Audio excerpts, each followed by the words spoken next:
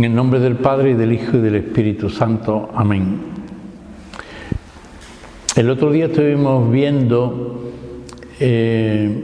haciendo una lección divina sobre el relato de Moisés ante la zarza ardiente, ¿no? Y que era muy sugerente y nos ayudaba mucho. Pero hoy quiero hablar por variar un poco, sobre cuando la palabra se hace vida. Y quiero empezar con una invitación que nos hace la exhortación apostólica Verbum Domini, escrita por Benedicto XVI, donde iba a poner que la palabra de Dios tuviera más relevancia en la comunidad cristiana, incluso que se pusiera en un lugar especial en el templo, para que darle más relevancia a la presencia de la palabra de Dios, ¿no? Y él escribía esta exhortación sobre la palabra de Dios en la vida y en la misión de la Iglesia. Y en uno de los primeros números dice, en el número 2 dice: por tanto, exhorto a todos los fieles a reavivar el encuentro, y dice, personal y comunitario con Cristo. Las dos cosas. Personal y comunitario con Cristo.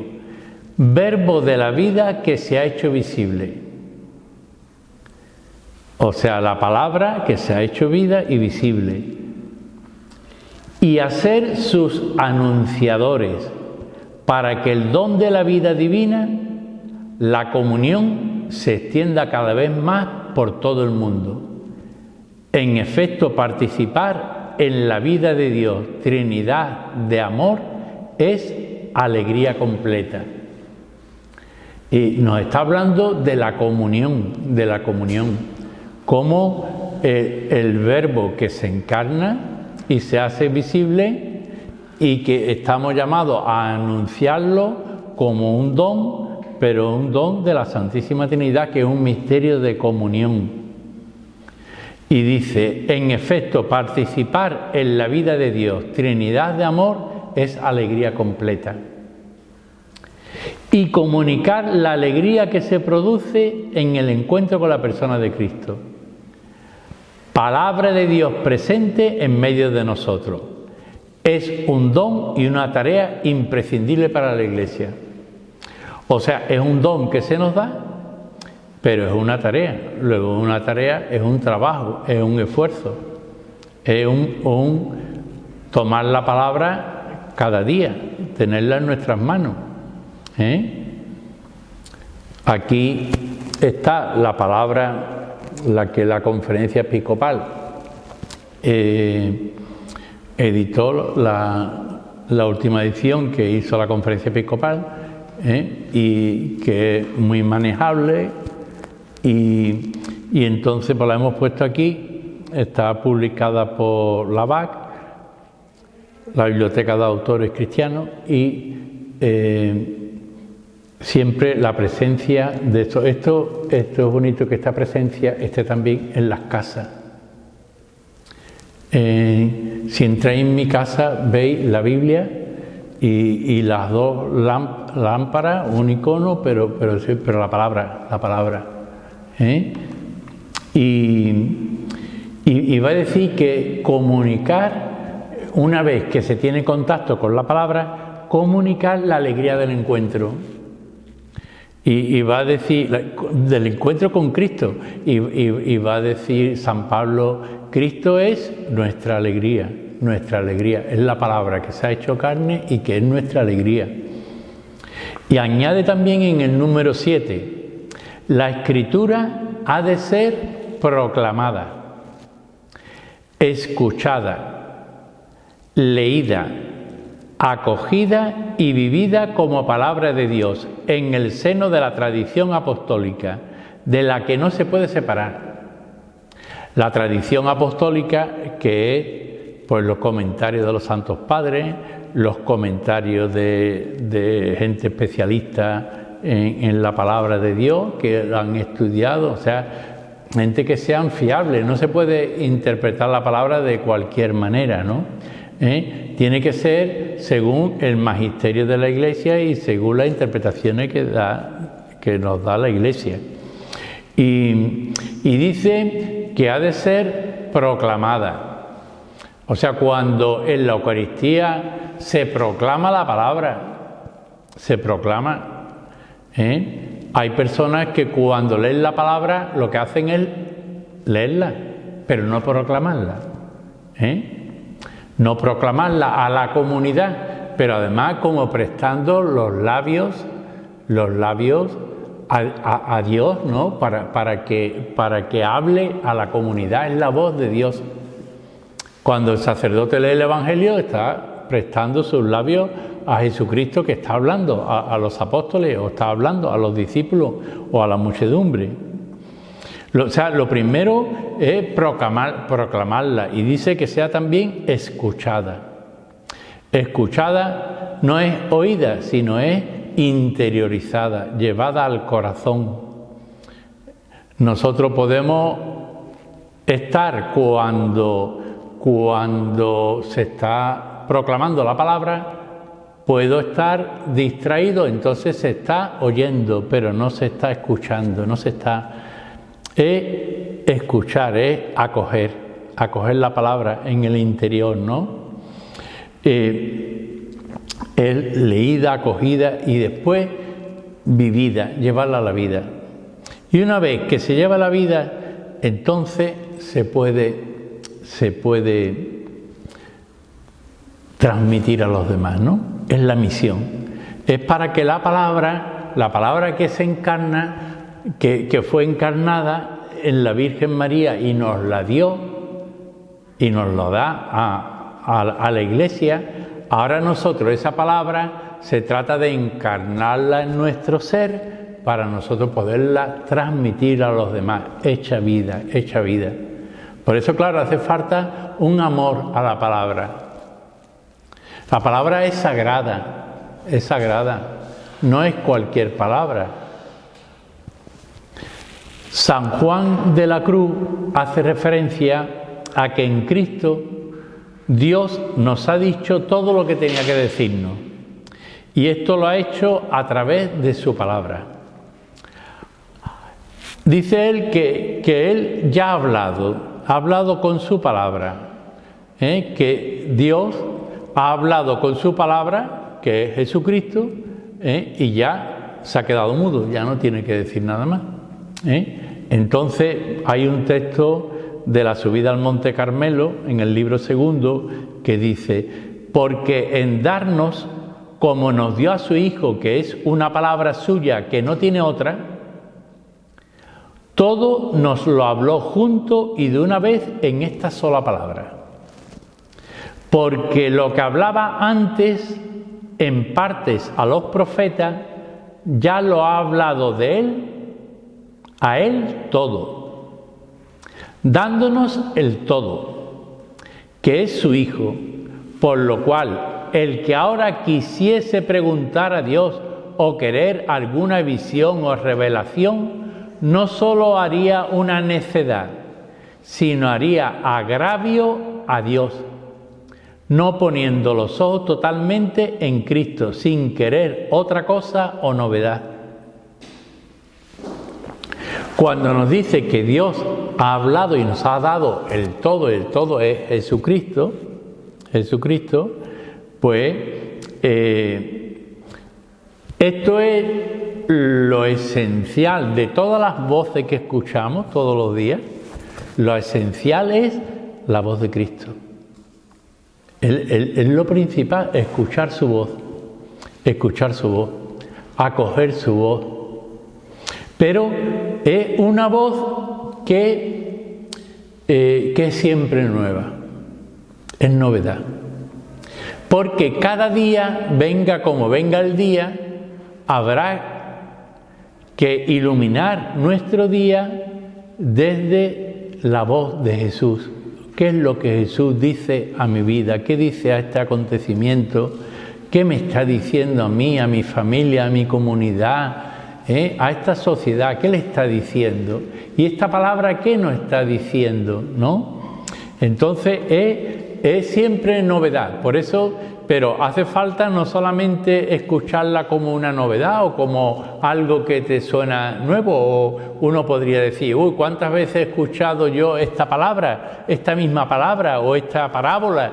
Pero siempre esperar que Dios hable, porque a lo mejor yo ya sé lo que esta palabra quiere decirme, pero hay que esperar la novedad de parte de Dios.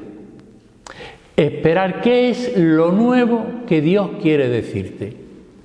Y para eso hace falta paciencia, espera contemplativa, actitud de escucha, hacer silencio,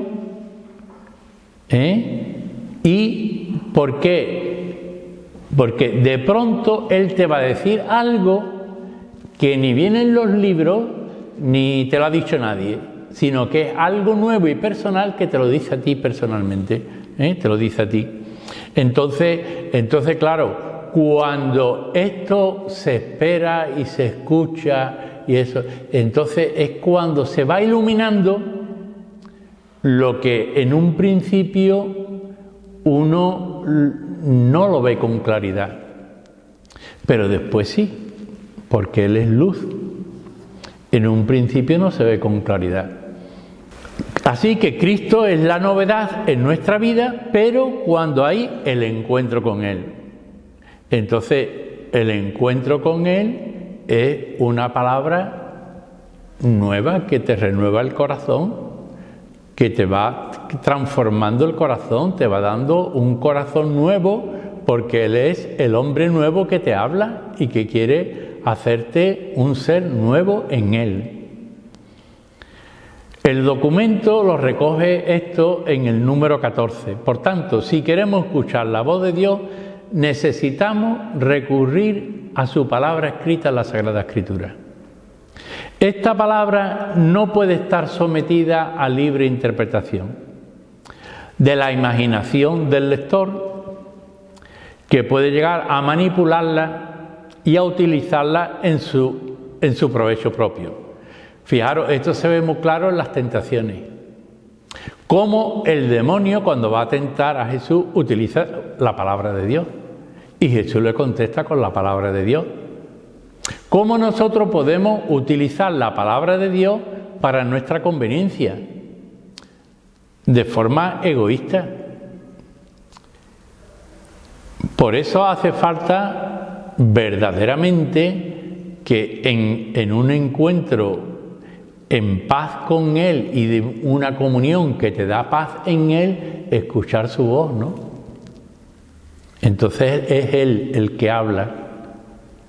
Y claro, de ahí hay un paso. ¿A qué? A que eso que me dice, me lo dice para mi bien, para el bien de los demás, y ahí está el hacer la voluntad de Dios.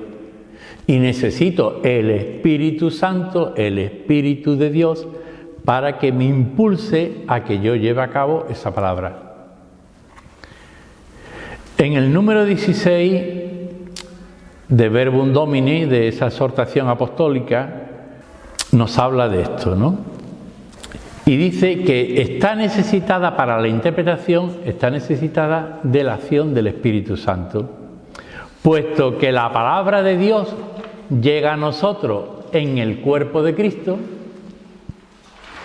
y en el cuerpo eucarístico y en el cuerpo de las Escrituras mediante la acción del Espíritu Santo. Solo puede ser acogida y comprendida verdaderamente gracias al mismo Espíritu. O sea, esta palabra nos llega en el cuerpo de Cristo, en el cuerpo eucarístico y en el cuerpo de las Escrituras. Que no se puede separar, no se puede separar, porque no se puede separar a Jesús de lo que es y de su mensaje. Es un todo, es un todo. No puedo decir yo me quedo con esto de Jesús y con esto no. O yo me quedo solamente con lo que Jesús es, ¿no? Como el que tiene doble naturaleza humana y divina, yo me quedo con eso, pero después hay cosas de las que dice que no estoy de acuerdo y que no,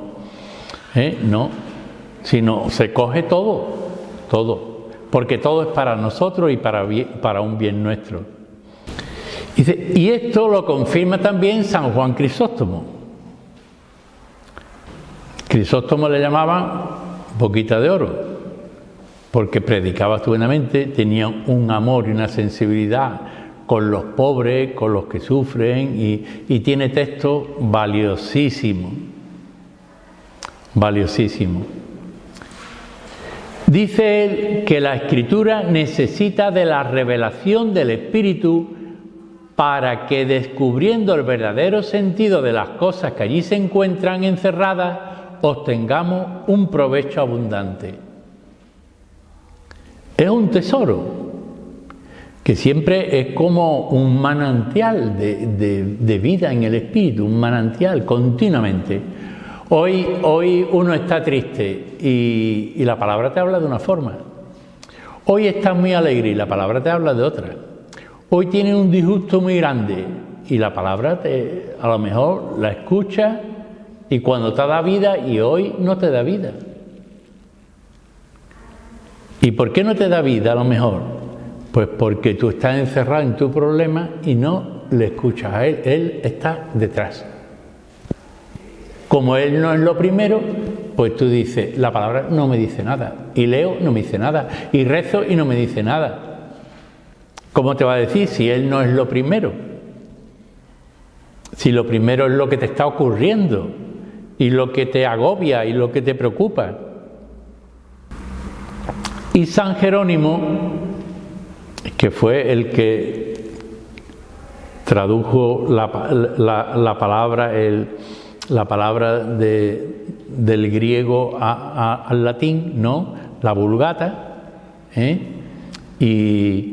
y que estuvo viviendo en Belén, se encerró allí en una de las grutas de Belén, y allí él estuvo trabajando. San Jerónimo dice, no podemos llegar a comprender la Escritura sin la ayuda del Espíritu Santo, que la ha inspirado, porque está escrita por inspiración. El agiógrafo es el que escribe la palabra, pero inspirada por el Espíritu Santo. Siempre por inspiración. Claro, nosotros también al leerla necesitamos el Espíritu que nos ayude para poderla llevar a la vida. No sé si ayer o el otro día yo decía, yo leía la palabra cuando era pequeño y decía, esto que ocurrió hace tanto tiempo, esto pues sí, pues claro, como era Dios, pues podía hacer estos milagros, como era esto, pues podía hacer lo otro. Pero te das cuenta que no, que la palabra es palabra para hoy, para hacer la vida hoy, es una palabra actual, y que te habla hoy a ti personalmente. Así que dice que para comprender la Escritura necesitamos el Espíritu Santo. Necesitamos invocar al Espíritu Santo.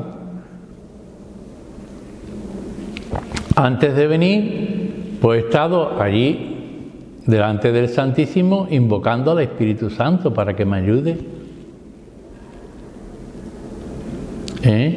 Y por la mañana temprano, pues también, y después más tarde, pues también invocando, y cada vez que va a hacer uno algo, pues invocando al Espíritu, porque es el Espíritu el que lleva nuestra vida. Entonces, se trata de docilidad al Espíritu. Y también añade con estas palabras Ricardo de San Víctor, dice, se necesitan ojos de paloma iluminados e ilustrados por el Espíritu para comprender el texto sagrado. Yo creo que esos ojos de paloma es como te está diciendo la paloma, símbolo del Espíritu, o sea, la mirada la mirada espiritual, ¿no? La mirada espiritual, que es la mirada de Dios.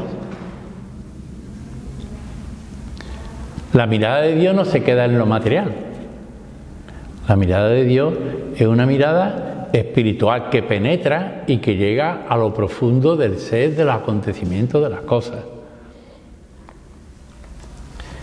Si falta la inspiración del Espíritu para interpretarla, se puede convertir más bien en un objeto de curiosidad histórica. Hay personas, cuando yo he estado haciendo una lección divina, personas, no, es que esto significa esto y esto fue, y entonces se queda con lo que pasó históricamente, con las fechas, se queda con detalles, pero me quedo solamente en el estudio de eso, pero no me afecta a mi vida.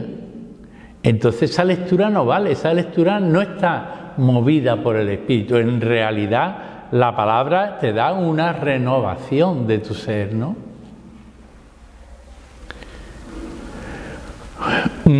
Cuando se debilita nuestra atención a la inspiración, se corre el riesgo de leer la Escritura más como un objeto de curiosidad histórica que como obra del Espíritu Santo, en la cual podemos escuchar la voz misma de Dios y conocer su presencia en la historia.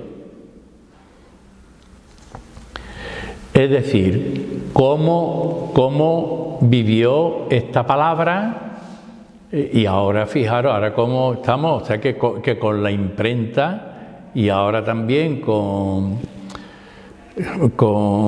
internet y todo, en cualquier momento tú localizas un texto, Pero, y al principio cuando tenían que leer en pergamino, y cuando no había en una comunidad nada más que una copia, y se leía comunitariamente, y veneraban la palabra.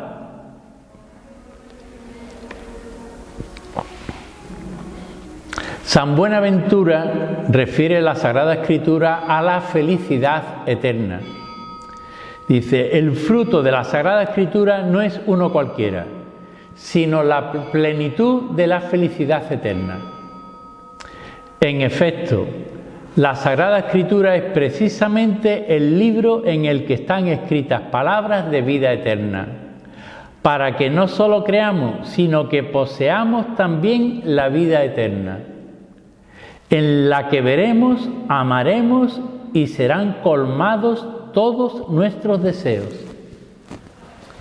Veremos, amaremos y serán colmados todos nuestros deseos. Claro, San Buenaventura, o sea, da esperanza, da esperanza. Hay mucha gente que han perdido la esperanza. O sea, y tú dices, y en el fondo es falta de fe, ¿no? Falta de fe. Falta de que somos llamados y hemos sido salvados en Cristo. Entonces se nos da el don de conocerlo y eso. Ahora viene la tarea tuya por parte tuya. Nuestra tarea es vivir en gracia de Dios. Nuestra tarea amar la palabra, escucharla, llevarla a la vida, transmitirla, anunciarla, meterlo en los ambientes, por los rincones, por donde pasemos. Esa luz de Dios, ¿no? Que vaya recorriendo las calles, los lugares por donde pasemos, ¿no? Esa luz de Dios, ¿no? Que es su palabra.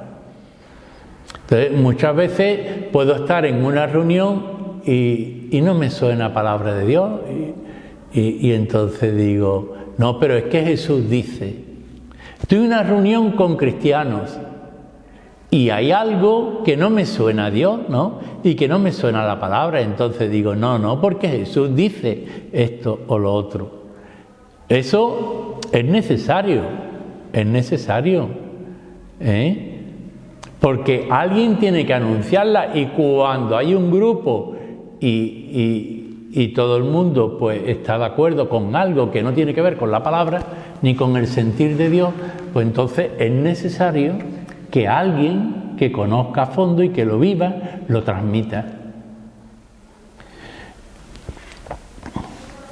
San Buenaventura sí que nos promete, dice, la plenitud de la felicidad eterna, que la palabra lleva esa vida eterna, nos lleva a la vida eterna la palabra, y que es un Dios que se ha hecho presente como vida a lo largo de toda la historia.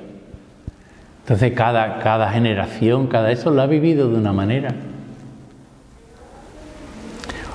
Una interpretación auténtica de la palabra de Dios toca a la vida interior de la persona, es decir, al corazón y no solo a la cabeza. En el número 38 de esta exhortación dice Benedicto XVI, dice: un proceso de interpretación auténtico no es solo intelectual, sino también vital, que reclama una total implicación en la vida eclesial, en cuanto vida según el Espíritu. O sea, esto implica a la Iglesia a una vida según el Espíritu.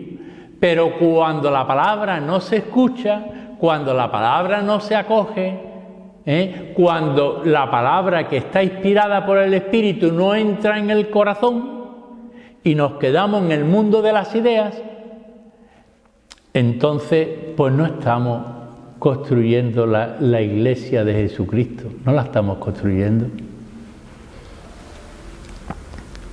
O sea que esto reclama una implicación en la vida eclesial, en cuanto a vida según el Espíritu. Y la vida según el Espíritu es la espiritualidad. La Iglesia encuentra la vida. ¿Dónde encuentra la Iglesia la vida? En la palabra y en los sacramentos. La Iglesia no vive de sí misma, sino del Evangelio, y en el Evangelio encuentra siempre de nuevo orientación para su camino. Es una consideración que todo cristiano debe hacer y aplicarse a sí mismo. Solo quien se pone primero a la escucha de la palabra puede convertirse en su heraldo. En la palabra de Dios proclamada y escuchada, y en los sacramentos, Jesús dice hoy, aquí y ahora, a cada uno: yo soy tuyo, me entrego a ti. Pero qué bonito, En los sacramentos y la palabra, Jesús te dice: yo soy tuyo, me entrego a ti. Es la actualización de la entrega de Él en la cruz, que amó hasta el extremo. Y entonces que siga amando hoy. Yo soy tuyo, me entrego a ti. Dice, para que el hombre pueda recibir y responder. Y decir a su vez, yo soy tuyo. Decirle al Señor, yo soy tuyo. Entonces, fijaros, yo soy tuyo, me entrego a ti, y la respuesta nuestra, yo también, Señor, soy tuyo, yo soy tuyo. Y nos podemos preguntar, ¿y de quién soy yo? Y si estoy casado, ¿de quién soy? Yo soy de esta mujer, yo soy de este hombre.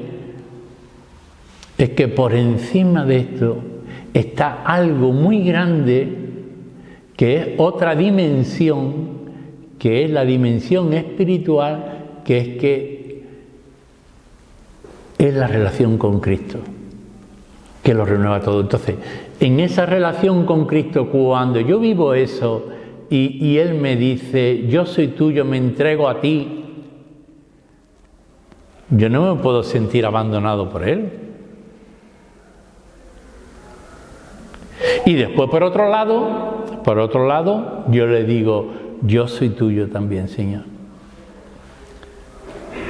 Que es lo que cuando comulgamos en San Juan 6, pues cuando se dice, el que me come, yo habito en él y él habita en mí.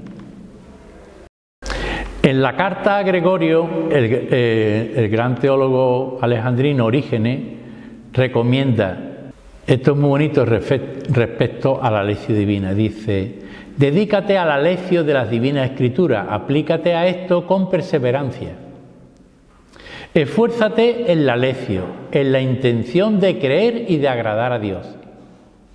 Si durante la lección te encuentras ante una puerta cerrada, llama y te abrirá el guardián, del que Jesús ha dicho, el guardián se la abrirá.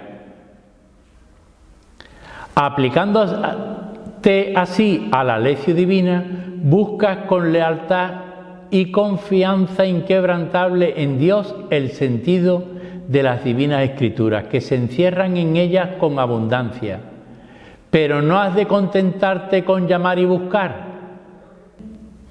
sino para comprender las cosas de Dios, te es absolutamente necesaria la oración. Precisamente para exhortarnos a ella, el Salvador no solamente nos ha dicho buscad y hallaréis, llamáis y se os abrirá, sino que ha añadido pedid y recibiréis. O sea, la oración es el que tú le hables a Dios, la oración, el que tú le hables a Él, que tú te dirijas a Él. O sea, tú tienes un acontecimiento de la vida, tú has leído esta palabra la has escuchado, has visto cómo lo vives, cómo esto, si la proclamas, si no la proclamas, pero ahora hay veces que tú dices, ¿cuánto me falta en esto, no? Entonces, pedid y se os dará. Y entonces, y además habla de perseverancia. Porque ¿cuántas personas nos dicen, es que yo le pido esto a Dios y nunca me lo concede? Dios no me escucha. Es que lo que tú le estás pidiendo a Dios es lo que más te conviene y lo que tú quieres que te lo dé ya es el momento para dártelo. Es que el tiempo de Dios es un tiempo eterno, no tiene que ver con nuestro tiempo. Nosotros queremos las cosas ya y Él tiene sus planes que no son nuestros planes. Ahora sí, se vive desde la confianza en Él, desde el dejarse amar por Él y el amarle a Él y se pone todo en sus manos, entonces Él habla y Él consuela, ¿no? Consuela el corazón humano, ¿no? Y ahora es interesante en la vida monacal los 4 peldaños de lo que le llaman la escala espiritual. La carta es famosa, la carta del cartujo Guido al hermano Gervasio. Dice Guido el cartujo, sobre la vida contemplativa, y nos dice: en cierta ocasión estaba ocupado en trabajos manuales y comencé a pensar sobre la actividad espiritual del hombre.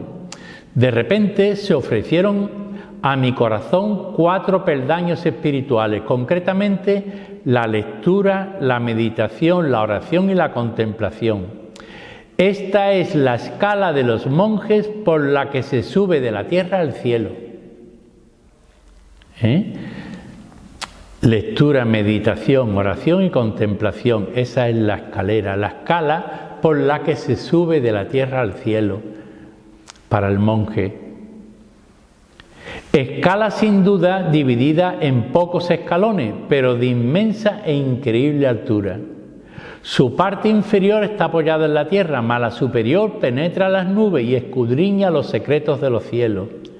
Así como estos peldaños son distintos por nombre y número, también lo son por orden e importancia.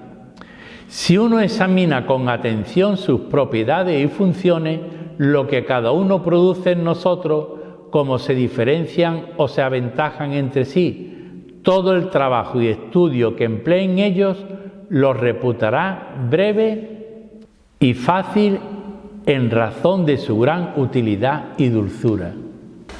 4 escalones donde él ahora los va a ir describiendo, Es de una belleza porque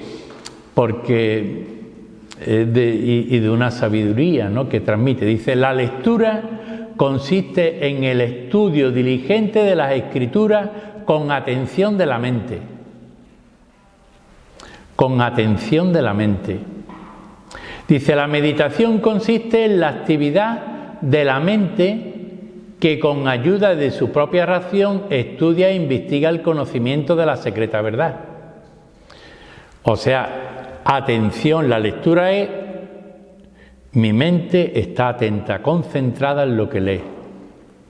La meditación se pone a pensar sobre eso, la mente empieza a razonar, es un trabajo. Lo otro es prestar atención, pero ahora aquí es razonar sobre el conocimiento de esa secreta verdad que está escondida en esa palabra, ¿no? Y la oración es la orientación piadosa del corazón hacia Dios para apartar los males o alcanzar los bienes. Claro, esa palabra te va a decir, esto no, esto sí, esto hace bien, por aquí tengo que ir, esto hace mal, hace daño.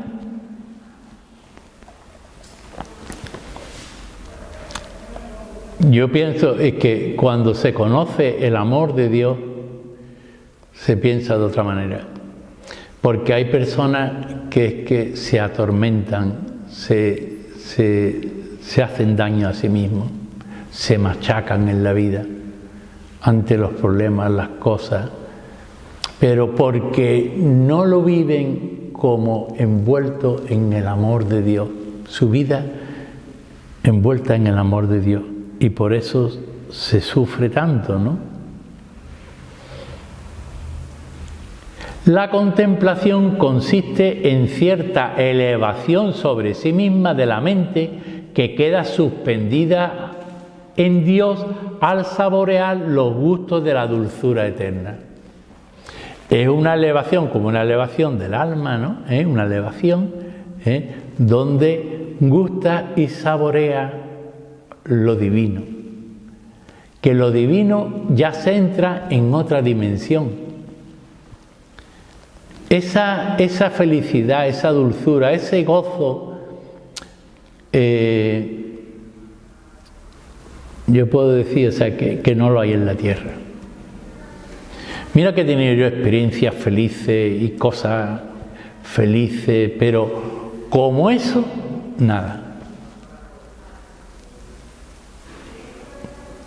Eso hace falta, es un don de Dios, pero también hace falta buscarlo y existe. Eso es lo que ha mantenido a los santos con una fortaleza cuando han estado ahí.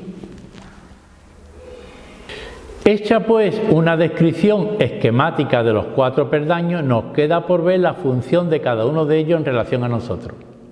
Y ahora dice, la lectura investiga la dulzura de la vida bienaventurada. O sea, la vida bienaventurada, como que la palabra te quiere hacer bienaventurado, feliz, y la palabra es para hacerte feliz.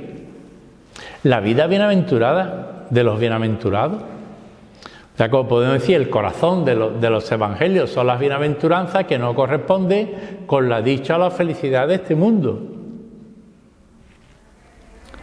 pero que verdaderamente te da plenitud de vida.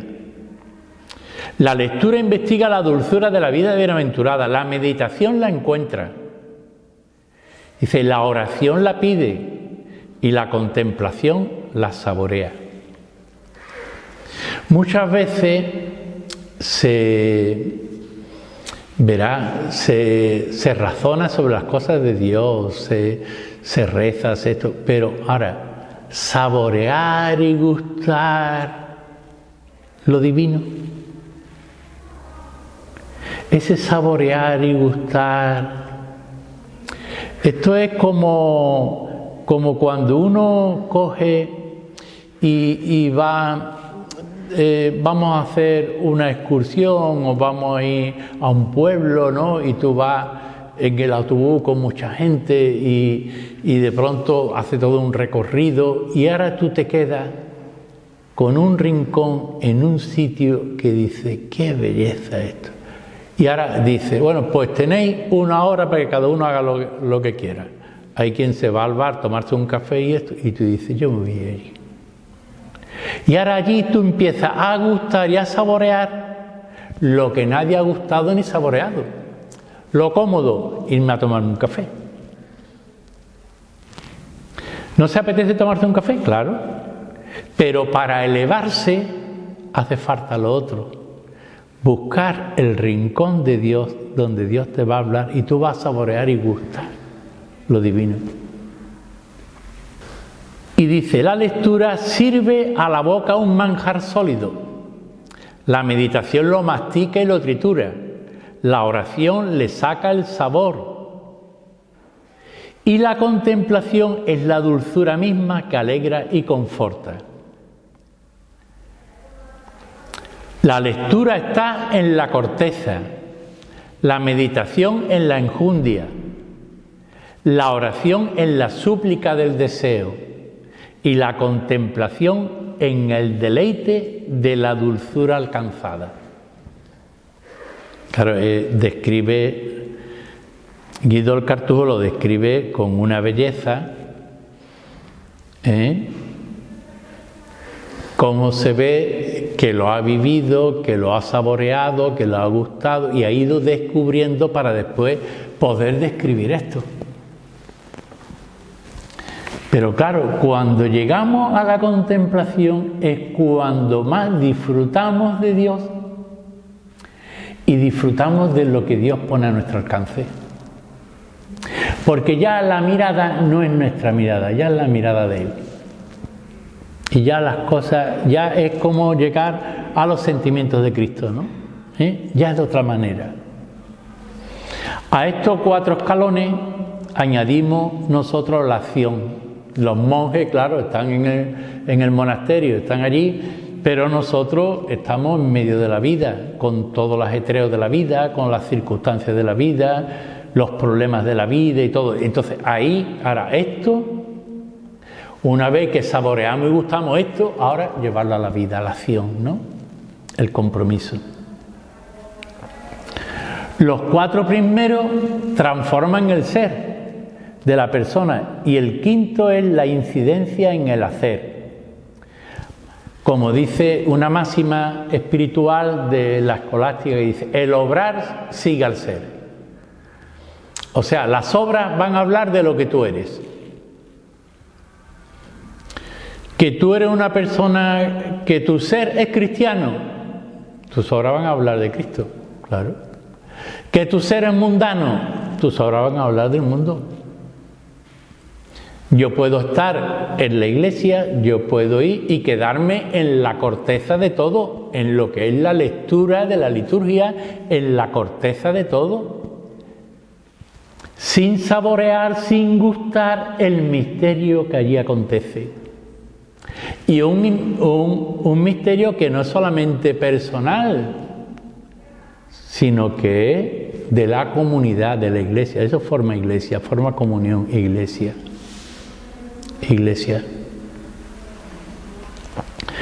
Y termino con el tercer punto, que es la vida al ritmo de la palabra. La palabra de Dios se realiza y se encarna en nosotros cuando va modelando nuestra vida de cada día. La semilla de la palabra germina y hunde sus raíces en el tejido vivo de nuestra existencia cotidiana, de modo que nuestro ser se convierte en seno y fruto como la vida de María, para acoger la palabra del Dios eterno. Entonces, una de las cosas que se ha dicho, lo mismo que María encarnó, la palabra se encarnó en el seno de María, la palabra que nosotros tiene que encarnarse en nosotros, o sea, hacerse carne en nosotros. Y nosotros somos las manos de Jesús, los ojos de Jesús, la voz de Jesús, el corazón de Jesús. Eso es. Hay en nosotros una responsabilidad de disponibilidad para acoger la palabra, a fin de que vaya modelando la vida y dejando la acción del Padre que plasma en nosotros la imagen del Hijo, mediante el poder del Espíritu. O sea, fijaros que ese ser nuestro, donde la palabra va a sembrarse en nuestro ser y va a dar fruto, pero esa palabra, tú tienes tu psicología, tú tienes tus reacciones, todos somos distintos, pero esa palabra tiene que ir modelándote en las manos del Padre por la acción del Espíritu. O sea, aquí se trata de el hombre nuevo reconciliado con Cristo. Cristo es el nuevo Adán para que nosotros vivamos en el paraíso de Dios, ¿no? Aquí, en el paraíso de Dios. Aunque tengamos que sufrir, pero Dios es nuestro paraíso, porque desde el momento que tú, cualquier realidad, tú te elevas en la contemplación, tú ahí saboreas y gustas el amor de Dios, la bondad de Dios, la ternura de Dios, aunque no lo comprendas, como la Virgen María no lo comprendía. Por obra del Espíritu Santo,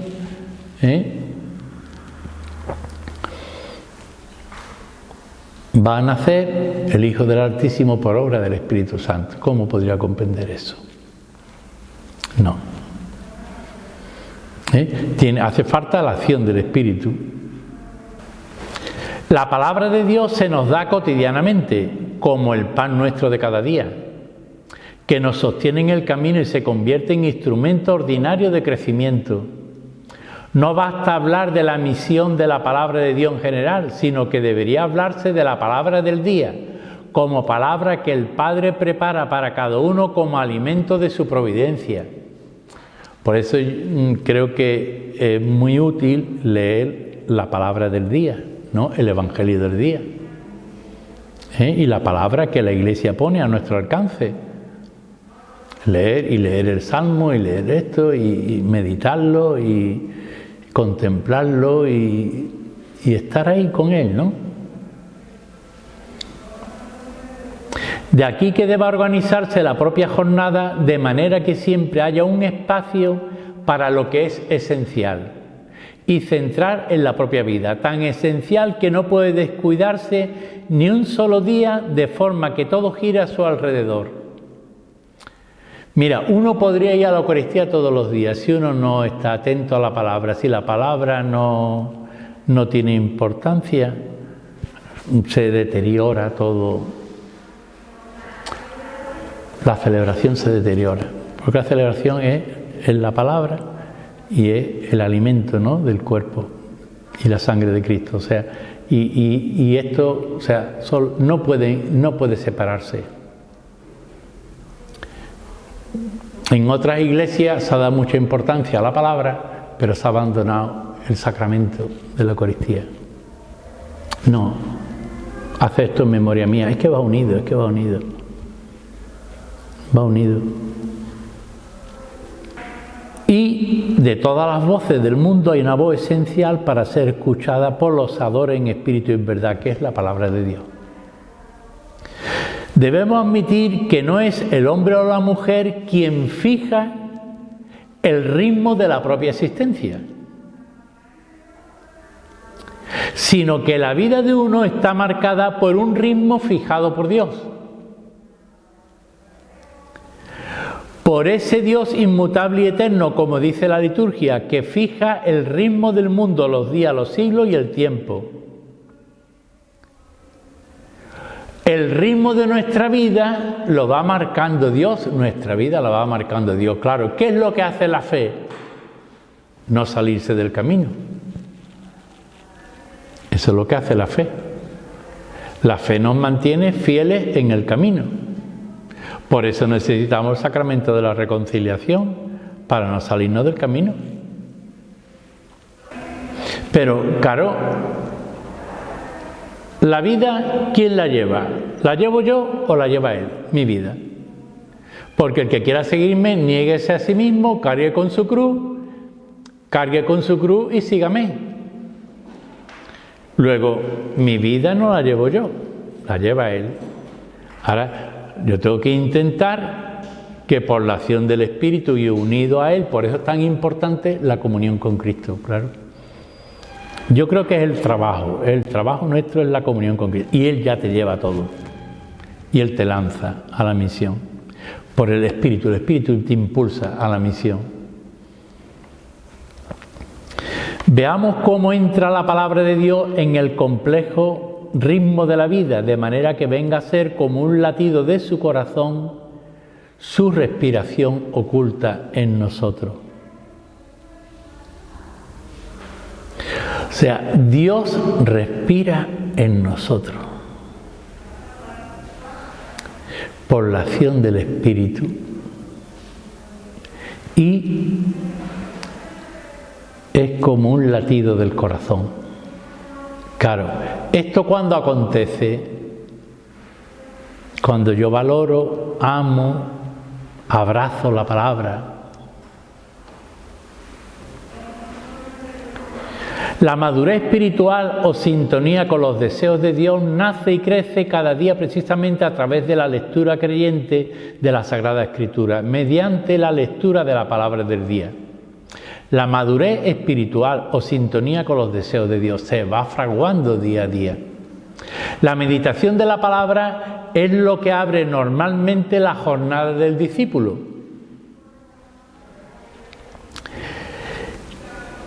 Que lo es precisamente porque cree en la palabra, porque se alimenta de ella según el menú que le ha preparado el Padre para cada día. De esa palabra de la que todos los creyentes están invitados a alimentarse en toda la Iglesia. ¿Cuál es el menú del día? Esta palabra.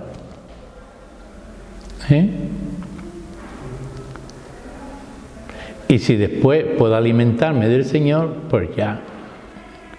Y si después esto lo llevo a mi hogar, a los amigos, a la comunidad. Es que este es el camino. A mí me duele cuando esto no se hace camino. Me duele porque sufrimos. Y porque el sueño de Dios no se realiza. Y porque en el fondo hay un fondo muy bueno en los corazones, pero cuando esto no se lleva al fondo del corazón, que es bueno de la persona, pero cuando prevalece lo mío sobre lo de él, entonces no se puede hacer presente ese reino de Dios. Así que la meditación de la palabra es la que abre normalmente la jornada de discípulos. La palabra del día son los buenos días, con que Dios nos saluda al despertar, como un mensaje puntual y siempre nuevo, que no deja de transmitirnos día a día. Si falta la palabra, el día se presenta vacío y sin sentido. Los compromisos se convierten en factor de dispersión.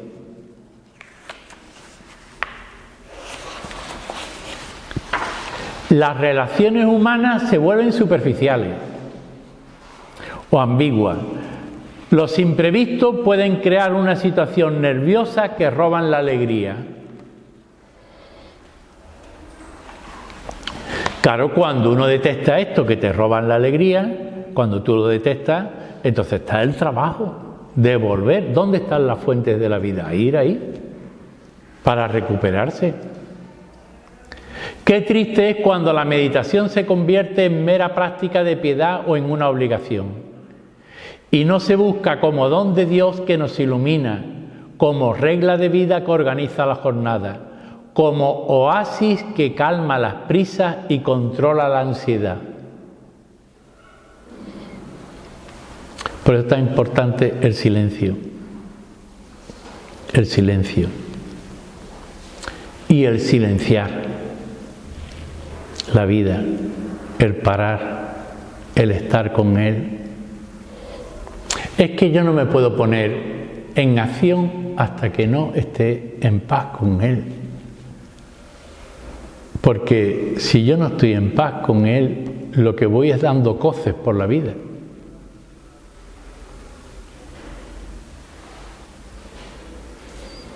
¿Cuándo saltamos nosotros? Verdaderamente cuando tenemos una paz profunda en Él, cuando vivimos en Él, estamos muy unidos en Él, lo que me brota es un amor muy grande y una comprensión hacia los demás, y una paciencia y una espera. Yo podría decirle a cada miembro de la comunidad, mira, en la conversión vamos a vivir esto y esto y esto y esto, y todos me van a decir, Yo sé que si se haría eso, que costaría un sacrificio, pero esto daba un vuelco enorme.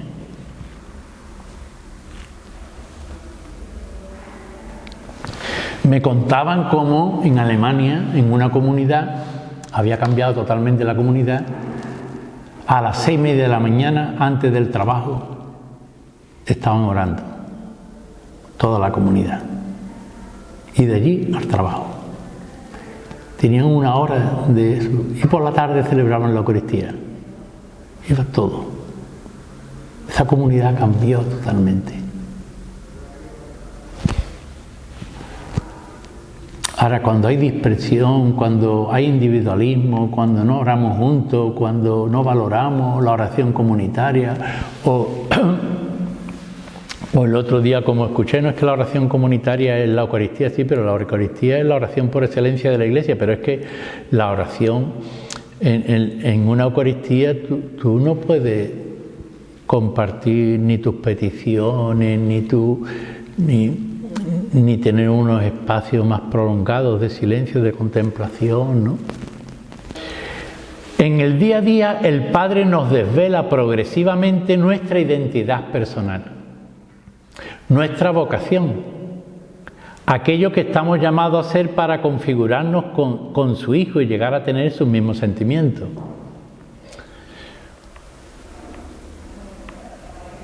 O sea, si yo muestro mi carnet de identidad, ¿cuál es la foto que tienen que ver los demás? El rostro de Cristo. El rostro de Cristo. La belleza del rostro de Cristo, vivo y resucitado, que contagia vida. Esa debe ser mi identidad. Y que no me vean a mí, que le vean a Él. Y que lo que vean, que tú transmites, que se vea, que viene de Él, que no viene de ti, ni de tu sabiduría, ni de tu inteligencia, sino que viene porque Él te lo está dando y tú lo estás mostrando a los demás, lo estás dando a los demás. La palabra del día se acoge en el silencio de las palabras humanas, en el recogimiento interior con el que nos aproximamos al misterio, con la expectativa de quien se prepara para recibir un tesoro que va a ser depositado en nuestras manos, con la maravilla de quien conoce el modo de actuar de Dios y está acostumbrado a sus sorpresas, a esas sorpresas a las que nunca acaba uno de acostumbrarse. O sea, se trata de vivir en Dios, con Dios, lo inesperado de Dios.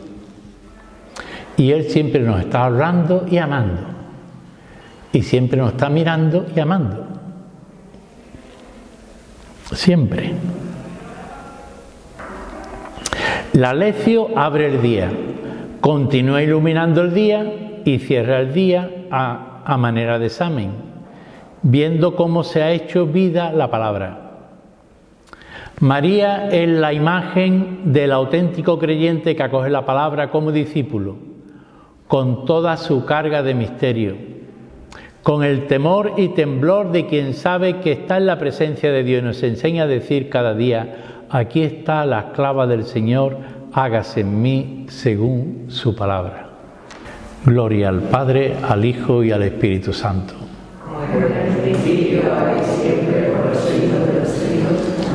Entonces la palabra, yo creo que la palabra hay que amarla, tenerla en el corazón. Hay que abrirla todos los días, abrirla y besar la palabra, porque es de Dios para ti. Por eso cuando el sacerdote lee el Evangelio, lo besa.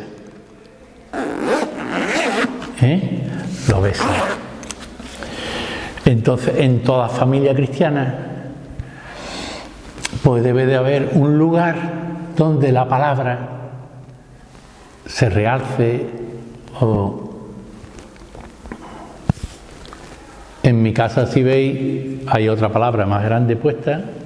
Esta lámpara está debajo con otra lámpara, pero arriba hay dos lamparitas pequeñas y hay un icono del esposo que es como un ecceomo, ¿no?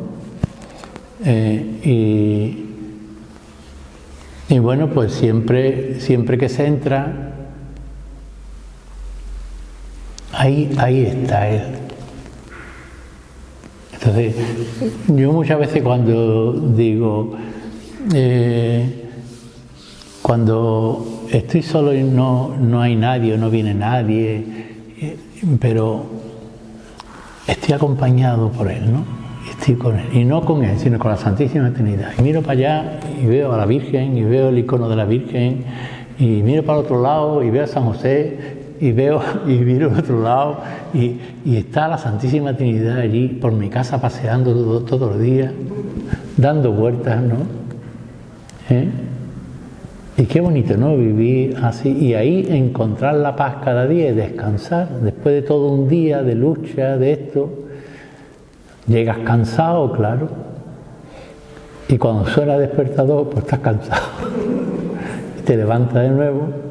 Pero dice hay que empezar. ¿Y con qué hay que empezar? Pues yo primero ducharme para espabilarme y eso, y después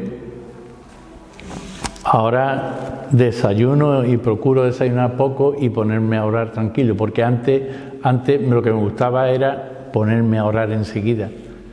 Pero había veces que después la gente me interrumpían y no desayunaba en toda la mañana, ¿no? Y después me sentía pues débil y eso, y bueno, y por eso lo hago así, ¿no? Y procuro tener tiempo para por la mañana tener un rato tranquilo y orar todas las lecturas del día, hacer el oficio de lectura, hacer laude, y saborear y quedarme a lo mejor pensando en esto, en lo otro, ¿no?